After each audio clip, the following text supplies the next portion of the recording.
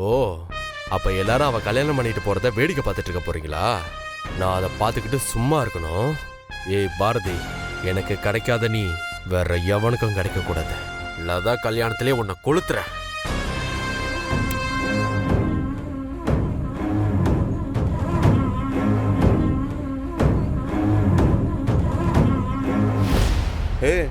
என்ன யோசிக்கிற? கிறுக்குத்தனமா ஏதாவது பண்ணி மறுபடியும் பிரச்சனையில் எதுவும் மாட்டிக்காதரா என்ன? டெய்லி காலையில் போய் ஸ்டேஷனில் கையெழுத்து போடு. கொஞ்ச நாளைக்கு இங்கேயே இரு. அடிக்கடி நான் வந்து உன்னை பார்க்குறேன், சரியா? இன்னும் கொஞ்ச நாள் நீங்கள் தான் தங்க போற. அடிக்கடி வந்து பார்க்குறேன். என்ன, வரட்டுமா?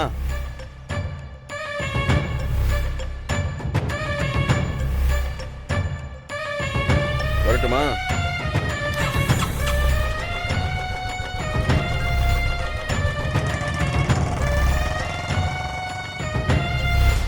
ஆக்சுவலா எனக்கு என்னமோ நான் ரொம்ப நாளைக்கு அப்புறம் இப்பதான் நார்மலா இருக்கிற மாதிரி ஃபீல் பண்றேன். நான் ரொம்ப க்ளோஸ் ஆனவங்க கிட்ட தான் இந்த மாதிரிலாம் விளையாடுவேன். ரொம்ப நாளைக்கு அப்புறம் இப்ப அம்மா கிட்ட விளையாடுறேன். நான் மாறினதுக்கு காரணமே அம்மாவும் ஆதியும் தான். பாரதி, நீ சொல்றது உண்மைதானா?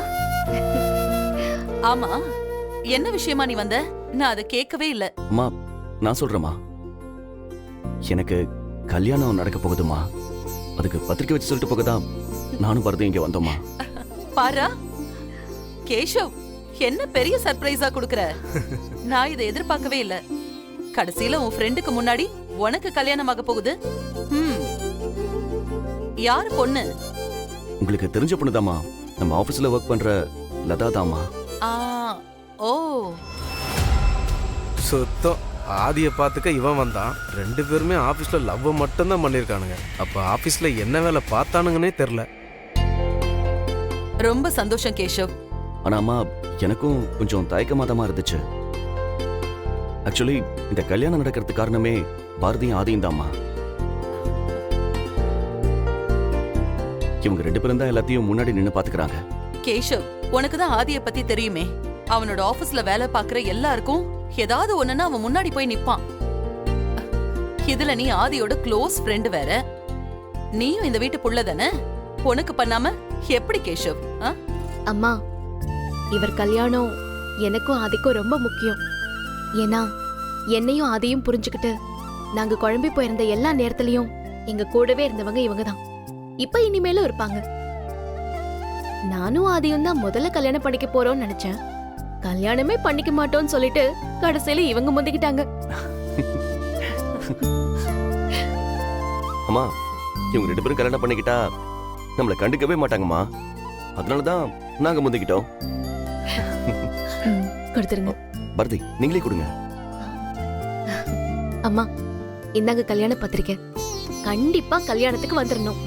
இப்படிதான் கூப்பிடணுமா சொன்னாங்க. நீங்களும் வந்துருங்க. கண்டிப்பா வந்துருவோம். கேஷவ், நான் மறுபடியும் சொல்றேன், நீ இந்த வீட்டு புள்ள. அதனால உன் கல்யாணம் எந்த குறையும் இல்லாம நடக்கும். சந்தோஷமா இரு. சரிம்மா. திடீர்னு கல்யாணம் ஃபிக்ஸ் ஆனதால நிறைய வேலை இருக்கு. நாங்க கிளம்புறோம்மா. பாரதி, போலாமா? சரி, நாங்க வரோம்மா. போயிட்டு வாமா.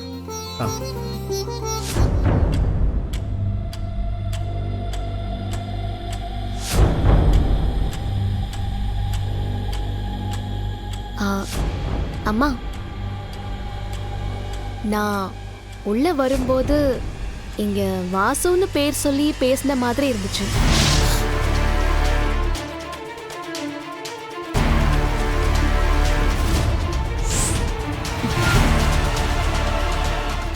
அதுவா பாரதி? அக்கா, பாரதி உள்ள வரும்போது நம்ம சென்னை பிரான்ச்ல வாசுன்னு ஒருத்தன் வேலை பார்த்துட்டு இருந்தான்ல, அவங்க கூட கொஞ்சம் பிரச்சனை பண்ணிட்டான், கம்ப்ளைண்ட் ஆயிருக்குன்னு சொன்னல. அந்த ஸ்டாப் வாசுவை பத்தி தான் கேக்குறாங்கன்னு நினைக்கிறேன். ஆமா பாரதி. ஐயோ, அது பெரிய தலைவலிமா. ஆமாமா, அது எதுக்கு சொல்லிட்டு விடுகா. நான் வரேன்.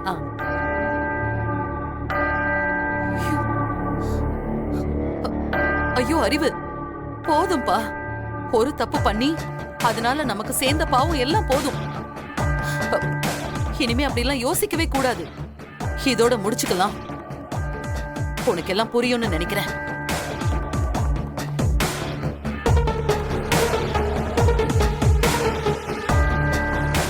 எனக்கு எல்லாம் புரியுது. நான் என்ன பிளான் பண்றேன்னா உனக்கு புரிய மாட்டேங்குது. புரிய வைக்கிறேன்.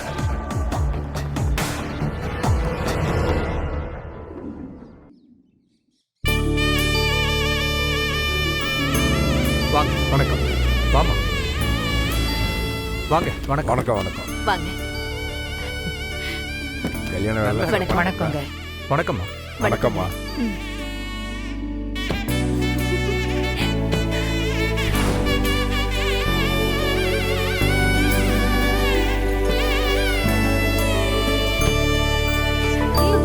லதா பாரதி,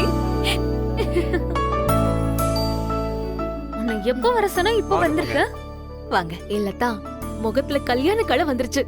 கல்யாணமே வேணாம்னு சொல்லிட்டு இவ்ளோ சீக்கிரம் கல்யாணம் பண்ணிப்பேன்னு நான் எதிர்பார்க்கவே இல்லடி. ஆமா பாரதி, நாங்க உனக்கு முந்திட்டோம்ல. நீங்க எல்லாரும் குடும்பத்தோட வந்ததுல ரொம்ப சந்தோஷம். லதா கல்யாணத்துக்கு நாங்க வராம எப்படி?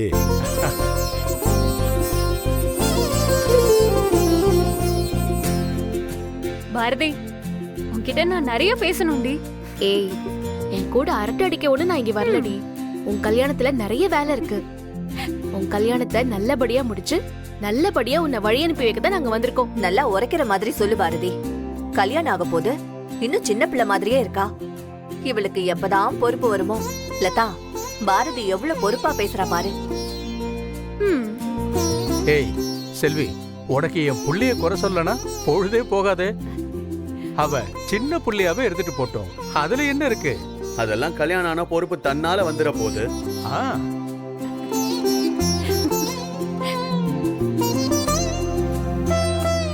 இந்த மாதிரி பாரதி, நீ லதா கூடவே இருந்து லதாவுக்கு என்னென்ன செய்யணுமோ அதை நீ தான் முன்னாடி இருந்து செய்யணும். என்ன மாமா இப்படி சொல்லிட்டீங்க? என் ஃப்ரெண்டு கல்யாணத்துக்கு நான் செய்யாம வேற யார் செய்வா?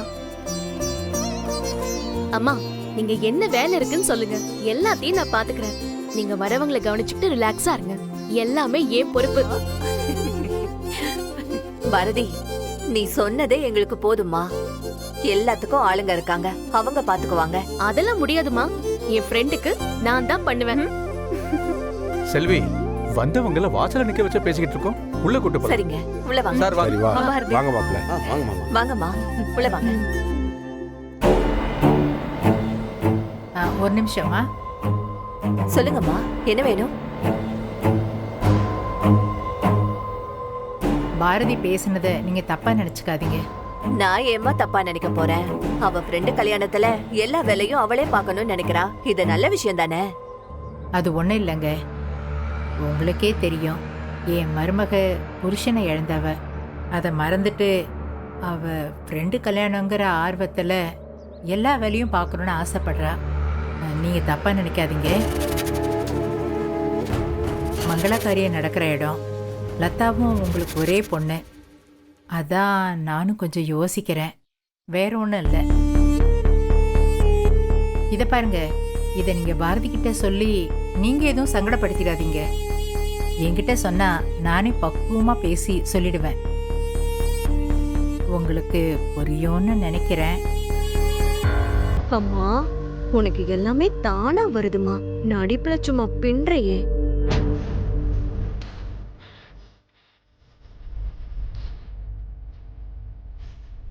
அம்மா, நான் கூட உனக்கு என்னமோ நினைச்சமா. நீ வேற லெவல்மா. நல்லவ மாதிரியே பேசி அந்த அம்மா மனச கலைச்சு விட்ட பாத்தியா? நீ பத்த வச்சது இப்ப லைட்டா பத்திக்குச்சுன்னு நினைக்கிறேன். சும்மா இருதானோ, எனக்கு என்ன பண்ணணும்னு தெரியும். சரிம்மா, வா உள்ள போலாம்.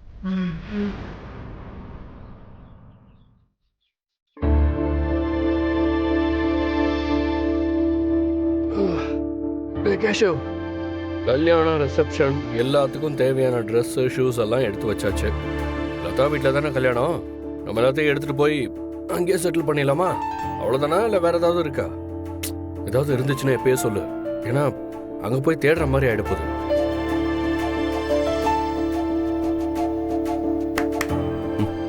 கேஷவ், என்னடா ஆச்சு? நான் கேட்டு எதுவும் காதலே விழலையா? டே மச்சான், என்னன்னே தெரியலடா. ரொம்ப டென்ஷனா இருக்குடா எனக்கு. நம்ம எல்லாத்தையும் சரியா தான் பண்றோமோன்னு எனக்கு ஒரு படபடப்பு இருந்துட்டே இருக்குடா. டேய், ஆனா உன்னால மட்டும் எப்படா இவ்வளவு கேஷுவலா இருக்க முடியுது? சத்தியமா தெரியலடா. கூல்டா, ஏன் டென்ஷன் ஆகுற? இங்க பாரு, நமக்கு இருக்கிறது ஒரே ஒரு லைஃப்.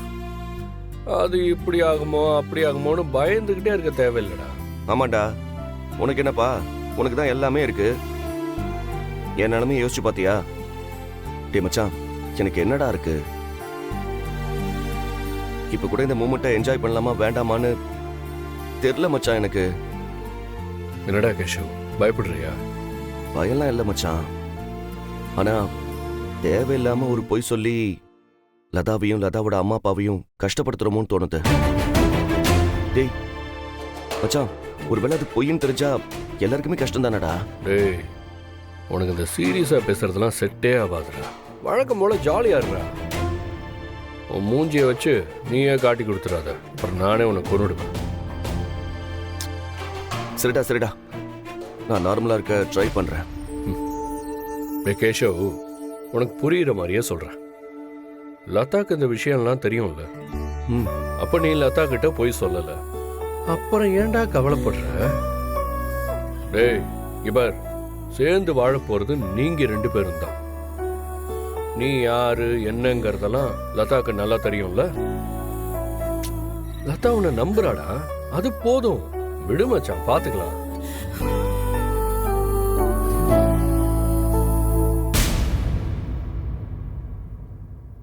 ஹலோ அண்ணே, எங்கண்ணா இருக்கீங்க? மாப்பிள்ளை வீட்டுக்கு போயிட்டீங்களா? மாப்பிள்ளை வீட்டுல தாமா இருக்கேன். எப்படியும் 1/2 மணி நேரத்துல மாப்பிள்ளைய கூட்டிட்டு வந்துருவோம். அண்ணே, மாப்பிள்ளை வீட்டுக்காரங்களை கூட்டிட்டு வரப்போ எந்த குறையும் இருக்க கூடாது. பத்திரமா பார்த்து கூட்டிட்டு வாங்க. அண்ணே, வாயை வச்சுட்டு ஏதாவது உளறிட்டு இருக்காதண்ணே, புரிஞ்சுதா? என்னம்மா, என் மேல உனக்கு நம்பிக்கை இல்லையா? நான் பாத்துக்கிறேன். நீ மாப்பிள்ளைய வரவேற்கிறத மட்டும் பாத்துக்கோ. என்ன? சரிண்ணே.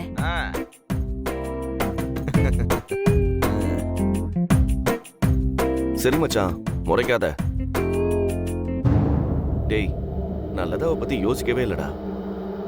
ஆனா இது ஒரு பெரிய விஷயம் மச்சான். முழு பூசணிக்காவை சாப்பாட்டுக்குள்ள மறைக்கிற மாதிரி. டேய், எவ்வளவு நாளைக்குடா இதை மறைக்க முடியும்னு நினைக்கிற? மச்சான், ரொம்ப டென்ஷனா இருக்குடா. எதுவுமே நடக்க மாட்டேங்குதுடா. டேய், என்ன இருந்தாலும் இது ஒரு பெரிய பொய் தானே மச்சான். என்னது இது? மாப்பிள்ளை போய் அது இதுன்னு ஃப்ரெண்டு கிட்ட பேசிட்டு இருக்காரு. என்னவா இருக்கும்? ஒட்டு கேட்கற தப்புதான். சரி பரவாயில்ல, என்னன்னு தான் கேட்போம். 1000 பொய்ய சொல்லி ஒரு கல்யாணம் பண்ணலாம். இதெல்லாம் நம்ம ஊர் பெரியவங்க சொன்னதுதான். ஏண்டா, நம்ம சின்னதா ஒரே ஒரு பொய் தானடா சொல்றோம். ஆமா மச்சான், ஒரு பொய் தான் சொல்லியிருக்கோம். ஆனா அந்த ஒன்ன சமாளிக்க மீதி 999 பொய்யும் சொல்ல வேண்டியிருக்கும் போல இருக்க. அப்போ உன் கணக்குக்கு 1000 ஆயிடும்ல. டேய் மச்சான், 1000 பொய்ய சொல்லி கல்யாணம் பண்ணோன்னு நம்ம ஹிஸ்டரியில இடம் பிடிப்போம்டா.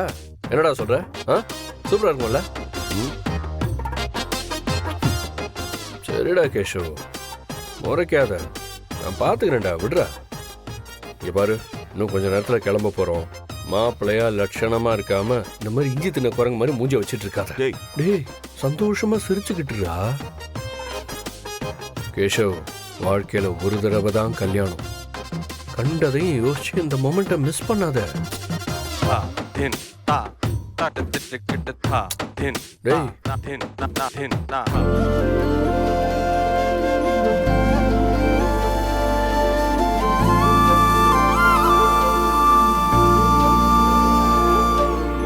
மாப்பிள்ளையும் ஃப்ரெண்டும் எதையோ பேசிக்கிறாங்க. அது என்னன்னு தான் புரிய மாட்டேங்குது. புரிஞ்ச மாதிரி இருக்கு, புரியாத மாதிரியும் இருக்கு.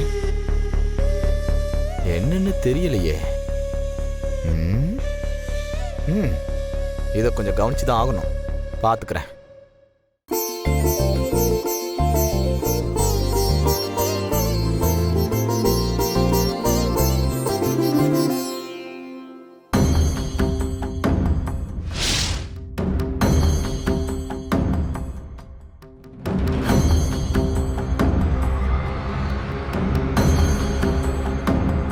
சரி, நான் அப்புறம் கூப்பிடுறேன்.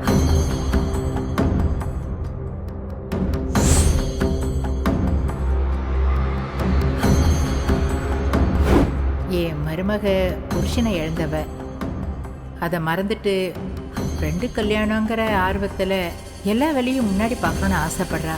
நீங்கள் எதுவும் தப்பாக நினச்சிக்காதீங்க.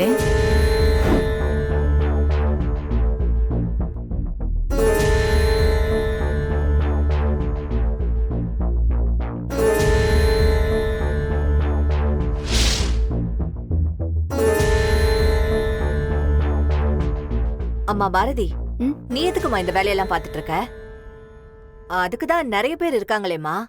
நீ போமா, அவங்க பாத்துப்பாங்க. என்னம்மா, எதுக்கு இந்த மாதிரி சம்பிரதாயம் எல்லாம் பாக்குறீங்க? லதா என்னோட ஃப்ரெண்டுமா. நீங்க சொன்னாலும் சொல்லாட்டியும் அவ கல்யாணத்துல எல்லா வேலையும் நானே பார்த்து அவ கல்யாணத்தை ஜாம் ஜாம்னு கூடவே இருந்து நடத்தி கொடுக்க வேண்டியது என்னோட கடமை.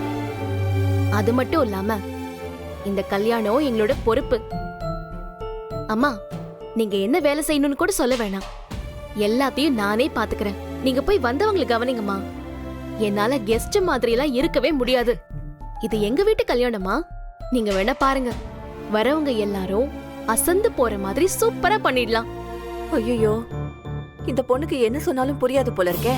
நேரடியாவும் சொல்ல முடியாது. இப்ப என்னதான் பண்றது? அம்மா, நீங்க போங்கம்மா, நான் பாத்துக்கிறேன். இல்ல பாரதி, நீ கல்யாணத்துக்கு வந்தவ, நிம்மதியா உட்காந்து கல்யாணத்தை பாத்துட்டு போகாம இப்படி எல்லா வேலையும் செஞ்சுட்டு இருந்தா எனக்கு ரொம்ப கஷ்டமா இருக்குமா.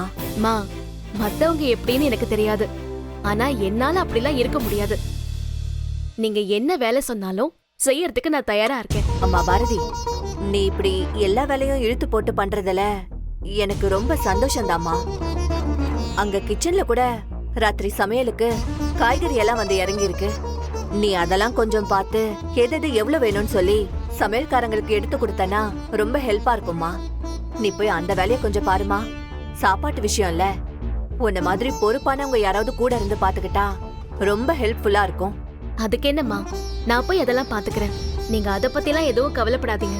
இந்த வேலை கொஞ்சம் பாக்கி இருக்கு, இதை முடிச்சிட்டு நான் போயிடுறேன். பாரதி, நீ இப்ப செஞ்சிட்டு இருக்க வேலை கூட இன்னும் கொஞ்சம் டைம் இருக்குமா. ஆனா மதிய சமையல் என்ன கண்டிஷன்ல இருக்குன்னு தெரியல. நீ போய் கூட இருந்து என்னன்னு கொஞ்சம் பாத்துக்கோமா. சமையல்காரங்களை அப்படியே விட்டுட்டு வந்தா வேலையே நடக்காதுமா. ஒரு 2 நிமிஷம், இதை மட்டும் வச்சுட்டு நான் போயிடுறேன். என்ன சொன்னாலும் போக மாட்டேங்கிறா. பாரதி, மத்த வேலையெல்லாம் அப்புறமா பாத்துக்கலாமா. மாப்பிள்ளை வீட்டுக்காரங்க வர நேரம் ஆயிடுச்சு. நீ போய் நம்ம லதா ரெடி ஆயிட்டாளான்னு கொஞ்சம் பாத்துட்டு வாமா. அவ ரெடி ஆகிறதுக்கு ரொம்ப நேரம் பண்ணுவா. மா, உங்களுக்கு அவளை பத்தி தெரியாதா? அவளுக்கு மேக்கப் போடுறதுல சொல்லியா தரணும். அதுவும் இல்லாம இன்னைக்கு அவளுக்கு கல்யாணம். எப்படா மாப்பிள்ள வருவார்னு 1 மணி நேரத்துக்கு முன்னாடியே அவ மேக்கப்லாம் போட்டு ரெடி ஆயிட்டா. அவளை ரெடி பண்ணி உட்கார வச்சுட்டு தான் நான் இங்க வந்து இதெல்லாம் ரெடி பண்ணலான்னு வந்தம்மா. மாப்பிள்ளை வீட்டுக்காரங்க வந்துட்டாங்க.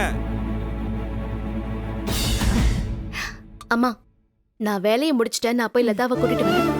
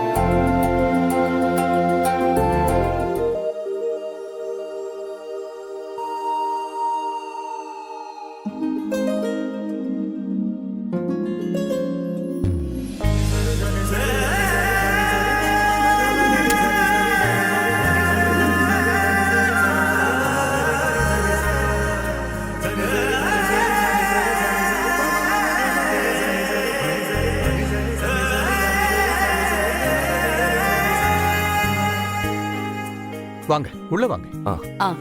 தம்பி இருங்க. அவ்வளவு ஈஸியெல்லாம் பொண்ணு வீட்டுக்குள்ள போயிட முடியாது. மாப்பிள்ள, முதல்ல ஆரத்தி எடுத்த பொண்ணுக்கு காசு போடுங்க. அதுக்கப்புறம் நாங்க நிறைய கேள்வி கேட்போம். அதுக்கெல்லாம் பதில் சொன்னாதான் வீட்டுக்குள்ள வர முடியும். வசமா மாட்டினியா?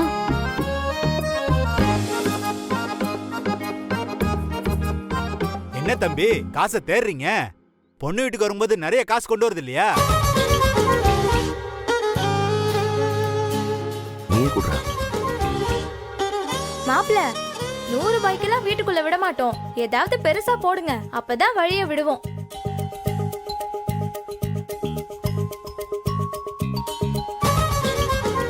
அந்த பயம் இருக்கட்டும்.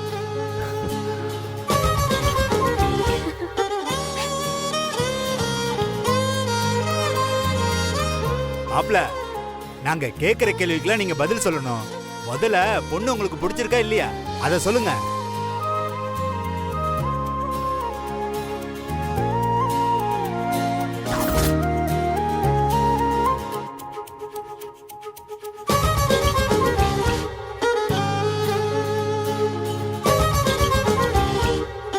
பிடிச்சிருக்குங்க.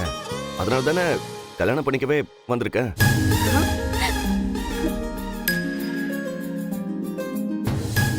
மாப்பிள பொண்ணை பிடிச்சிருக்குன்னு சொல்லிட்டாரு. எவ்வளவு பிடிக்குன்னு சொல்லலையே.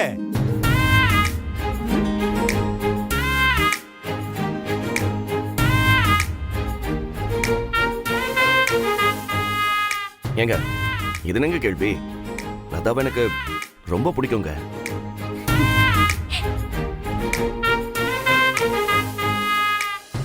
அப்புறம் என்ன, உங்க பொண்ணுக்கு மாப்பிள்ளைய பிடிச்சிருக்கான்னு நீங்க கேட்டு சொல்லுங்க.